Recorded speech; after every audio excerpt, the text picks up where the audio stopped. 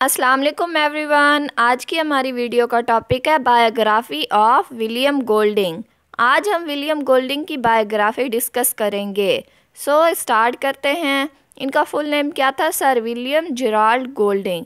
ये 19 सितंबर 1911 में कॉर्नवाल में पैदा हुए। ये एक British novelist, essayist, poet, playwright और नेवी ऑफिसर थे। अब अगर हम इनके पेरेंट्स की बात करें तो इनकी मदर का नाम मिल्ड्रेड गोल्डिंग था और इनके फादर एलिस गोल्डिंग थे, जो कि मार्लबोरो ग्रामर स्कूल में एक साइंस टीचर थे। मॉली इवांस, जो कि एक कॉमन व्यूमन थी मार्लबोरो में, इनके पेरेंट्स को बहुत ज़्यादा पसंद थी। इस वजह से इनकी गोल्डिंग के साथ इंगेजमेंट हुई, जबकि इन्होंने ये इंगेजमेंट तोड़ दी और 30 सितंबर 1939 में एन ब्रूकफील्ड से शादी की। एन ब्रूकफील्ड एक एनालिटिकल केमिस्ट थी। इनके दो बच्चे थे, डेविड जो कि सितंबर 1940 में पैदा हुआ और जूडिथ जो कि जुलाई 1945 में पैदा हुई। अगर हम इनकी अर्ली लाइफ देखें तो इन्होंने मार्लबोरो ग्रामर स्कूल से एजुकेशन ली, जहाँ पे इनके फादर एक साइंस टीचर थे। इन्होंने 1935 में ब्रेसनेस कॉलेज ऑक्सफोर्ड से ग्रेजुएशन की और इन्होंने सेटलमेंट हाउस में भी वर्क किया।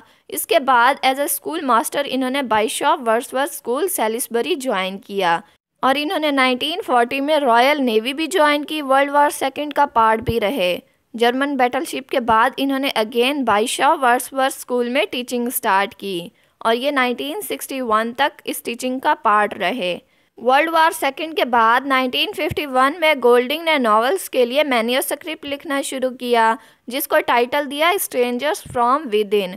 सितंबर 1953 में 21 पब्लिशर्स ने रिजेक्ट कर दिया और गोल्डिंग ने ये manuscript Faber and Faber publishers को सेंड की और इसको यहाँ पर भी रीडर्स ने रबिश, डल और पॉइंटलेस कहकर रिजेक्ट कर दिया। चार्ल्स मॉन्टेथ जो कि एक न्यू एडिटर थे, इन्होंने टेक्स्ट में काफ़ी चेंजेस कराई और इसके बाद इस नावल को as a Lord of the Flies 1954 में पब्लिश किया और 1958 में सेलिसबरी से मूव करते हुए ये एक विलेजर फेलो से मिले जिसका नाम था जेम्स लवलॉक। इन्होंने लवलॉक के हाइपोथेसिस को भी डिस्कस किया। जब इन्होंने देखा कि इनकी जो पब्लिशिंग है वो सक्सेसफुल रह रही है तो इन्होंने बाइशॉप वर्ड्सवर्थ स्कूल से रिज़ाइन कर लिया और ये साल इन्होंने हॉलिंस कॉलेज में as a writer in residence spend किया। इसके बाद गोल्डिंग को डार्कनेस विजिबल के लिए 1979 में James State Black Memorial Prize भी दिया गया। नेक्स्ट इनको 1980 में राइट्स ऑफ पैसेज के लिए बुकर प्राइज़ भी दिया गया। 1983 में इनको लिटरेचर के लिए नोबेल प्राइज़ भी मिला। 1966 में commander of the order of British Empire appoint करने के बाद गोल्डिंग को 1988 में एज अ नाइट बैचलर भी अपॉइंट किया गया और इनकी डेथ के कुछ मंथ्स बाद सितंबर 1993 में first international William Golding conference France में की गई। विलियम गोल्डिंग के अकॉर्डिंग लिटरेचर का बेसिक पर्पस क्या था? इन्होंने कुछ पॉइंट्स दिए जिनको अब हम लोग डिस्कस करने लगे हैं। फर्स्ट है, he believes that the purpose of literature is to foster change, means that literature का बेसिक पर्पस चेंज लाना था। नेक्स्ट है, it is the poetry of fact, एक ऐसी पोइट्री जो कि फैक्ट पर बेस करे। और लास्ट वन है, it has change the face of history, means that literature ने हिस्ट्री का मीनिंग टोटली चेंज कर दिया। और लास्ट पे हम लोग इनके कुछ वर्क्स देख लेते हैं। फर्स्ट पे 1934 में इनकी पोइट्री की कलेक्शन पब्लिश हुई जिसका नाम पोएम्स था। इनका ड्रामा द ब्रास बटरफ्लाई 1958 में पब्लिश हुआ और इनका first novel Lord of the Flies 1954 में पब्लिश हुआ। द इनहेरिटर्स 1955 में पब्लिश हुआ।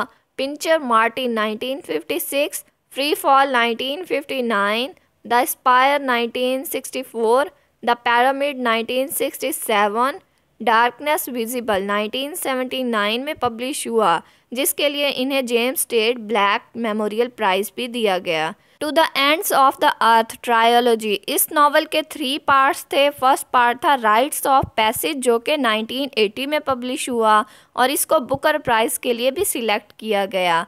क्लोज क्वार्टर जो कि 1987 में पब्लिश हुआ। फायर डाउन बिलो जो कि 1989 में पब्लिश हुआ। द पेपरमैन 1984 में पब्लिश हुआ और द डबल टंग जो कि 1995 में पब्लिश हुआ। इनकी कलेक्शन द स्कॉर्पियन गॉड 1971 में पब्लिश हुई, जिसमें the scorpion god, clonk clonk, envoy extraordinary involve हैं। अगर हम नॉन फिक्शन की बात करें, द हॉट गेट्स 1965 में पब्लिश हुआ, अ मूविंग टारगेट 1982 में पब्लिश हुआ, एन इजिप्टियन जर्नल 1985 में पब्लिश हुआ। अब हम इनके कुछ वर्क्स देख लेते हैं जो कि पब्लिश नहीं हुए। फर्स्ट पे है सी हॉर्स, जो कि 1948 में लिखा गया था।